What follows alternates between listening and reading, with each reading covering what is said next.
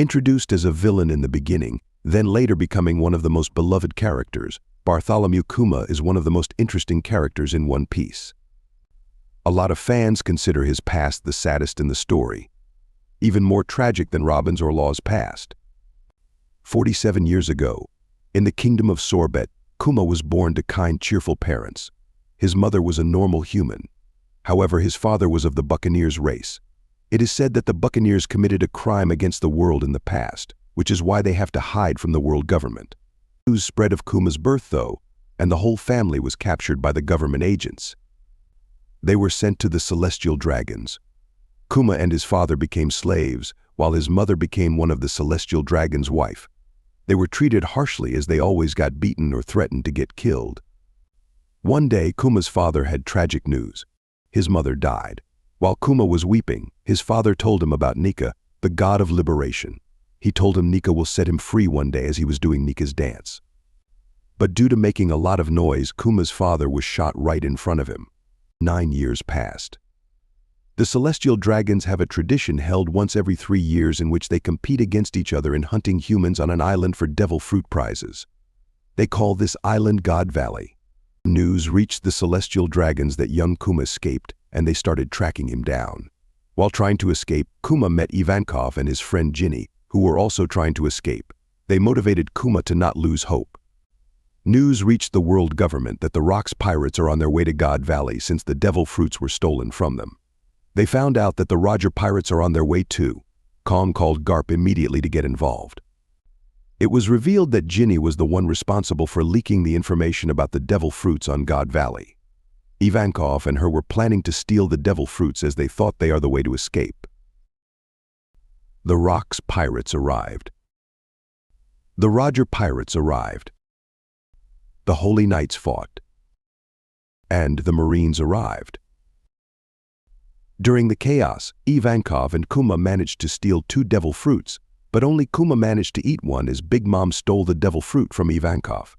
Saint Saturn tried killing Kuma, but Kuma escaped successfully with Ivankov and Jinny. He saved over 500 lives on the day that would be later known as the God Valley Incident. The 3 of them returned to Sorbet Kingdom together. Ivankov decided to set off to sea while Kuma and Jinny lived together in the church. 8 years later, and they are still living peacefully. Kuma used his devil fruit powers to take away pain from other people and absorb it himself. 5 more years passed. Jinny asked Kuma to marry her, but he refused because of his buccaneer blood. Then, he told her about Dragon and the freedom fighters whom he admires. 3 more years passed. Kuma is 25 years old now. Sorbet Kingdom's corrupt king told his royal army that they can do whatever they please with the poor people. The royal army tried enslaving the poor people, but Kuma defended them and defeated the army. However, he was captured and thrown into jail alongside Jinny. Suddenly, they heard explosions in town. The revolutionary dragon arrived at the island after Ivankov told him about it and broke them out of jail. Kuma and Jinny joined them, and they became known as the Revolutionary Army. 8 years passed. The Revolutionary Army continued growing and helping rebellious countries against their corrupt kings. Unfortunately, bad news were on their way to Kuma. While Jinny and her team were on a mission, they were defeated by the world government and Jinny was captured. She caught the eye of a celestial dragon, and he made her his wife. Despite Kuma's efforts, saving Jinny was impossible since she was on Mary Goi's. 2 years later, the Revolutionary Army received an anonymous call. It was from Jinny. She explained that the celestial dragons set her free because she is sick. She told Kuma this call is her final goodbye as she is about to die. Desperate to see her one final time, Kuma teleported to where he expected her to be. At the church, he found her, but it was too late. Her skin hardened as it was covered in blue sapphire stones due to exposing herself to the light. She returned to the church before dying as she knew it would be the only safe place for her newborn child. Kuma wept as he held Jinny's dead body and promised her to take care of her child. Years passed. Kuma took care of Jinny's daughter, Bonney, and acted as her father, helped the kingdom's people, trained young Sabo, and helped the Revolutionary Army, until one day, something bad happened. Kuma noticed blue sapphires forming on Bonney's cheek. He sealed the church's windows to prevent sunlight and quit the Revolutionary Army to stay by her side. Unfortunately, none of the doctors were able to cure her.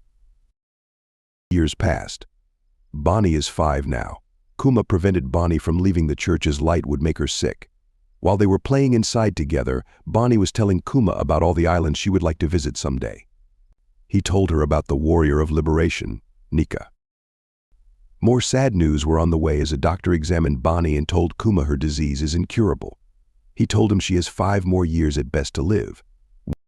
1 year later, the people of Sorbet Kingdom came hurrying to Kuma asking for his help. The king decided to burn them all. After Kuma saved them from him once more, the people insisted he becomes their king. Suddenly, an older Bonney appeared. They were shocked to see her age, then returned to her normal age once again. They didn't understand how she got her powers. Unfortunately, more bad news were on their way. The former king decided to take his revenge from Kuma. He spread false news about Kuma of how he burnt the kingdom and forcefully took the throne, which earned Kuma his nickname, the Tyrant. This immediately put a bounty on Kuma's head. He decided that he has to leave Bonney in Sorbet Kingdom as he will be hunted. He left for the seas after asking the kingdom's people to take care of Bonney. During that time, Kuma visited various islands. He was searching for someone who could help him cure Bonney, but he wasn't successful. Kuma went to visit Dragon. Kuma mentioned how he thought about returning to the revolutionaries. Dragon told him about the Navy scientist, Vegapunk, who might be able to cure Bonney. Kuma thanked him and promised him to fight with him once again if Bonney is cured. Kuma returned to Sorbet Kingdom. He took Bonney to what is now known as Egghead, Vegapunk's home. After examining Bonney, Vegapunk told Kuma that he can cure her. He told him it is an expensive operation though, as expensive as building a cyborg. But since Kuma is a buccaneer, Vegapunk told him he would do the operation for free if Kuma lets him examine him and make clones of him. Vegapunk wanted to make the perfect soldier clones to do good and help save the people from the pirates. Kuma accepted the offer. Saint Saturn knew about the secret deal. He sent Kizaru to visit Vegapunk. Kizaru explained how the Marines can't have their perfect soldier clones as an infamous pirate. However, Saturn called and said he would allow the operation to take place. He had 3 conditions, though. The first condition is that Kuma joins the 7 warlords of the sea, as Ace recently took out one of them. The second condition is that Kuma becomes a human weapon for the Marines by enhancing his body. The final condition is that Kuma must abandon his mind and free will. Vegapunk opposed Saturn furiously, as this means turning Kuma to a mindless robot. Kuma cried happily because he will finally be able to save Bonney. He accepted Saturn's deal. Saturn told Kuma that after Bonney is cured, she will become the government's hostage until Kuma loses his free will, as Kuma's operation would take 2 years. Kuma asked Saturn to keep Bonney at Sorbet Kingdom's church. He promised Saturn to obey him if he accepts. He accepted. Operations started on both Kuma and Bonney. They spent their time happily at Egghead with Vegapunk, Kizaru, and Sentomaru. They helped build Egghead, had parties, and did the Nika dance. After Vegapunk finished treating Bonney, she was sent back to Sorbet Kingdom.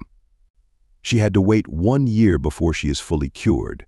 However, the government sent a cipher Pole agent to keep an eye on Bonney. She disguised herself as a nurse. Kuma said goodbye and promised to write Bonney a lot of letters. News of Kuma joining the 7 warlords of the sea spread. It terrified the pirates and saddened the revolutionaries. 3 years ago, Kuma found out about Luffy. He saw him training. He asked Dragon about him, but Dragon told him not to speak about Luffy. He told him that a child is their parents' weakness. As Kuma continued his adventures, he wrote Bonney a lot of letters. None of them reached her though, as the Cipher Pole's agent, Alpha, hid them. Sorbet Kingdom's people decided to hide Bonney's powers from Alpha though. On her 9th birthday, Bonney celebrated by eating pizza like she did with Kuma. He wrote her more letters, but she also didn't receive them. This made her cry as she thought he ignored her. After a while, Bonney was completely cured from the stones. However, Alpha still didn't allow her to leave. The kingdom's people decided to help Bonney escape to the sea by disguising her. She did escape, but Alpha caught up to her ship. However, Bonney defeated her with 1 punch after she gave herself a Nika-ish future. Then, Bonney set sail to find Kuma. Bonney quickly became an infamous pirate. She kept chasing after Kuma, but he kept running away from her as he can't see her. Bonney decided to search for Nika while searching for Kuma too. Back at Egghead, Kuma told Vegapunk that Dragon's son, Luffy, just declared war on the world government. He was amazed how he reminds him of his idol, Nika. After that, Kuma received orders from the world government to eliminate the Straw Hat Pirates at Thriller Park. He was pleased to know Luffy has great friends whom wouldn't betray him on his crew. Ace's execution was soon. Kuma went to Sabaody Archipelago. There he saw Bonney's face for the last time before losing his free will. After discovering that Luffy punched a celestial dragon, Kuma knew he had to do something before the world government kills the whole crew. He decided to hide each of them on an island he visited in order to become stronger and protect them. The day to erase Kuma's individuality and free will finally came. Kuma asked Vegapunk one final thing. He asked him to program him to protect the Straw Hat ship until one of them returns. He told Vegapunk how Luffy's actions moved him. Kuma created a bubble of all his memories as he promised Vegapunk for his researches.